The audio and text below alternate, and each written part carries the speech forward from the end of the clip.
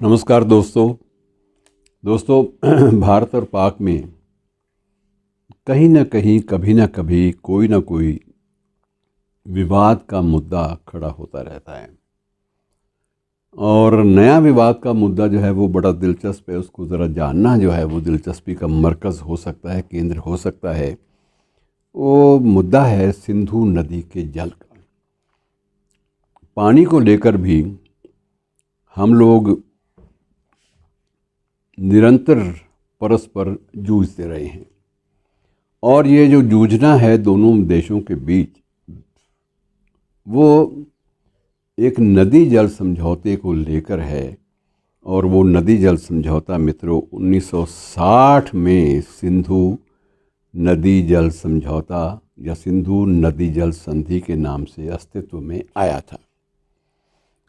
अब ये बड़ा अजीब लगता है कि सिंधु जल संधि के नाम से जो दस्तावेज़ हस्ताक्षरित हुआ था उसमें केवल सिंधु नदी के जल के बंटवारे की बात नहीं थी, जल के बंटवारे की बात थी। आसमान तो बंट नहीं सकता, लेकिन आसमान की जो सीमाएं हैं विमानों के लिए वो बंट सकती हैं। हम ये कहते हैं कि वो जो उनका उड़ता हुआ विमान वो हमारे क्षेत्र में आ गया था। वो क्षेत्र कैसे नापते हैं ये मुझे नहीं मालूम। बहरहाल समुद्री सीमाएं भी, हालांकि समुद्र की कोई सीमा निर्धारित करनी आसान नहीं होती। कोई बीच में दीवार नहीं डाली जा सकती, कोई बीच में आप एक झंडा गाड़ के भी तय नहीं कर सकते, लेकिन सीमाएं हैं। और ये सीमाएं समुद्र की भी हैं, आकाश की भी हैं, पानी की भी हैं, धरती की, ज़मीन की तो है ही है। शुक्र है कि प्रकाश की, रोशनी की सीमाएं जो हैं वो नहीं हैं। और ये कोई पता नहीं मित्रों कि आने वाले वक्त में क्या होता है। हो सकता है कि रोशनी को भी बांटने के बारे में कोई बातचीत चले, कोई मुद्दा उठे। बहरहाल हम सिंधु नदी जल समझौते की बात कर रहे हैं। और इसमें जो समझौता हुआ था इसमें विशेष रूप से जो पूर्वी नदियां हैं सतलुज, ब्यास और रावी, इनके बारे में भी था। जल के बंटवारे को लेकर व्यवस्था की गई थी कि इतना पानी भारत को मिलेगा, इतना पानी उनको मिलेगा। और इसी प्रकार से शेष दो नदियां झेलम और चिनाब, उनके पानी का बंटवारा भी तय हुआ था। और इसमें पाकिस्तान को और भारत को आबादी के लिहाज से पानी नहीं बांटा गया, ज़रूरत के हिसाब से बांटा गया। ये पहली बार जल का ऐसा समझौता था जिसमें ज़रूरत के अनुसार पानी बांटा गया। क्योंकि भारत के पास तो तर्क ये लिया गया था पाकिस्तानी पक्ष की ओर से कि भारत के पास तो और भी नदियां हैं, लेकिन ये नदियां साझी हैं। इन नदियों का जो प्रसार है, जो जल प्रवाह है, वो दोनों देशों के बीच में विद्यमान रहता है। इसलिए इन नदियों का जो जल है किसी न किसी समझौते के तहत, किसी संधि के तहत आपस में बांटा जाना चाहिए। अब ये तो बंटवारा तो हो गया, इतने प्रतिशत या इतने क्यूसेक पानी भारत लेगा, इतने क्यूसेक पानी पाकिस्तान को जाएगा। लेकिन बंटवारे के बाद उस बंटवारे पर अमल जो है वो संभव नहीं हो पा रहा। अब भी वो विवाद का मुद्दा है।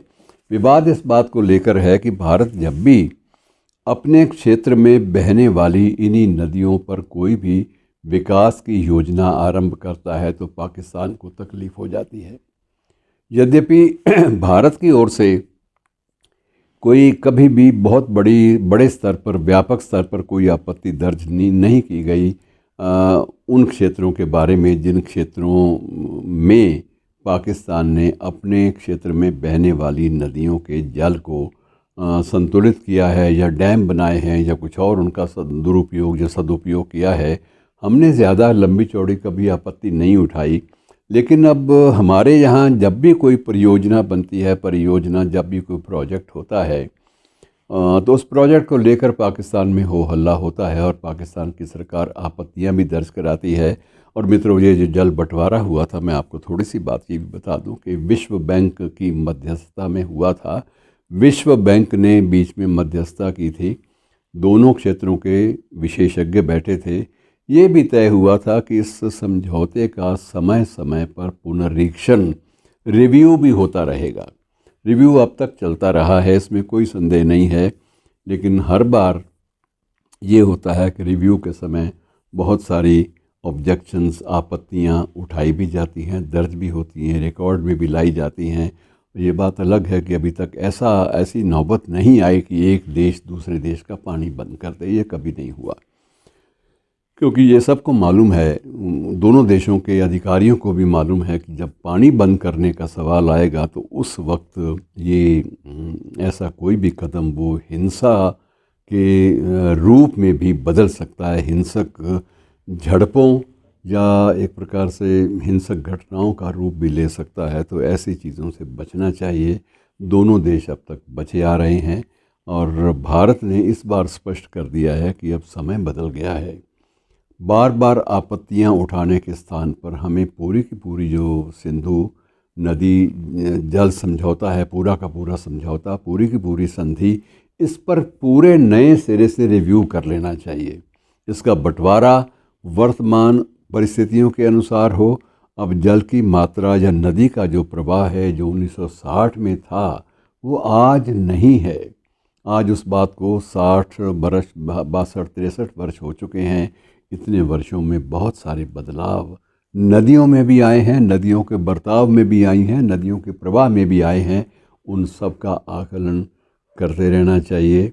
मित्रों, 5 नदियां हैं और छठी नदी का जिक्र भी कई बार चल निकलता है और छठी नदी के रूप में 6th रिवर जो है वो फ़िक्र तौंसवी साहब का एक उपन्यास भी है। और इस प्रकार से अमृता प्रीतम ने भी इसी पानी पर नज़में लिखी और ऐसी नज़में जो आज भी साहित्य के इतिहास का हिस्सा हैं। आज आखा वारस चाहनों के तो कब्रां विचों बोल, ऐसी नज़में और जो रावी और चनाव को लेकर नज़में लिखी गई वो भी अद्भुत रूप में सामने आई हैं। तो पानी का अदब से भी संबंध इन दोनों देशों के बीच में रहा है। शुक्रिया।